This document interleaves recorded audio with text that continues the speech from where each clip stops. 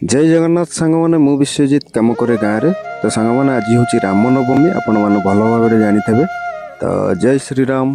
तो सांग मैंने चलतु आरंभ करवा ब्लॉग टी सकाल सकाल आज्ञा रामनवमी भारी इच्छा है एक शुभ कर्म करने को। तेणुक अधागढ़ा घरटा बहुत दिन है पड़ी था मनरे बहुत दुख घरटा गढ़ा हो पारनी। तो सांग मैंने आज एक एभली दिन में मु नना को लेकिन आसिली कहीं आमर घर बाणीटा काटा। तो नना आसी पहुँची गले आपण मैंने देखिपुर बापा भी तांको सहित अच्छा आमर ये पुराणा अधागढ़ा घरटी को आम रिपेयरिंग करी आगु को भाग जी अच्छी तादे करी आम निहाती रही कहीं बासस्थली आज्ञा ठीक करिया पड़ो। बहुत दिन हो गला एमती जीवन बीते।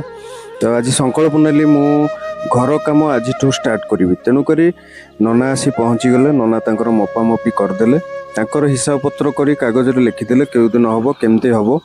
तो सांग मैंने सेपटे पुणी आज रामनवमी कहीं राली हम। तो एक शोभा यात्रा हम भगवान को उद्देश्य। तेणुक आमर सबू मेम्बर मैंने आसी पहुँची गले। श्री रामचंद्रंकर रामनवमी रे आमको टिके शोभा यात्रा जीव पड़ो। आपण मैंने देखिपुर श्री हनुमान पताका धरी आम बाहरी पड़लु शोभा यात्रा रे। तो सांग मैंने आम शोभा यात्रा करूँ एमती गोरखनाथ मंदिर दे जयपुर दे आम पुणी माँ सारला निकट में रही सेठी रहीकि माँ को दर्शन कलापर घर को पलि आसू शांतिपूर्ण भाव शोभा यात्रा करूँ। कहीं आम कहार भावना कहार धर्म को विरोध करिया नहीं। आम केवल आम धर्मर प्रचार करुचु। तेणुक सांग मैंने आम समस्ते चलिलु आपण मैंने देखुंत।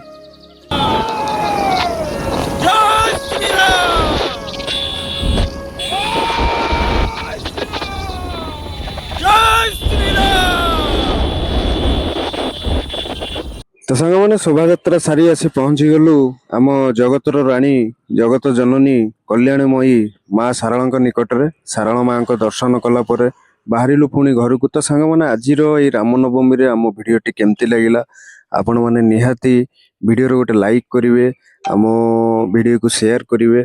रहिलु जय जगन्नाथ पुणी देखा।